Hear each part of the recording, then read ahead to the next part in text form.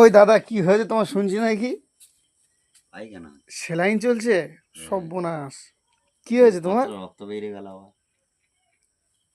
এই তো। এটা রক্ত নাকি না রক্ত। পোলট্রির রক্ত?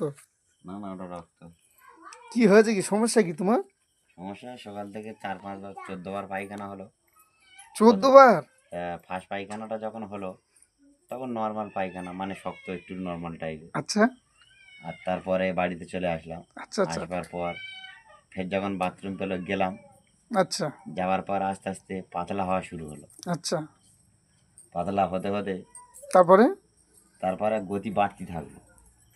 গতিতে পায়খানা হচ্ছে? গতিতে, বিরাট গতিতে। আচ্ছা, কিরম গতি হবে তবু? গতি মানে হচ্ছে কি, সেই মানে প্রথম গতি আসছে যেরকম ট্যাপের ভ্যাল খুললে আচ্ছা আচ্ছা যে গতিটা মারে, আচ্ছা আচ্ছা ওই গতিটা। তারপরে তার ফাঁকে ফের গতি, আর দ্বিতীয়বারে যখন বাথরুমে যাচ্ছি আচ্ছা আচ্ছা তারপর গতি আসছে যেরকম ফোয়ারা মারে, মানুষ গা ধুতে পারবে না টোটালি। আচ্ছা আচ্ছা আচ্ছা ওখানে যদি কেউ মাথা দেয়, এক ফোয়ারায় পুরো মাথাটা পুরো ভিজে যাবে, আচ্ছা।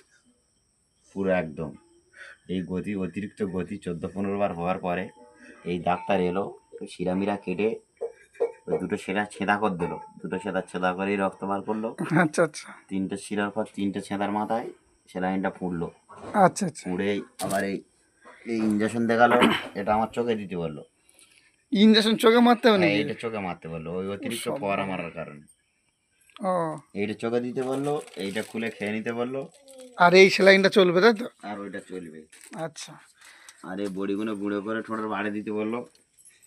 এইগুলো আচ্ছা এগুলো দিলে বললো ঠিক আছে, বেগ কমে যাবে। থাকেন তাহলে, গেলাম, শুনলাম নাকি শরীর খারাপ তাই দেখতে এলাম। ঠিক আছে। আসি তাহলে, হ্যাঁ? ভালো থেকো, সুস্থ থেকো, আর একটু বেশি বেশি করে পায়খানা করো। আচ্ছা।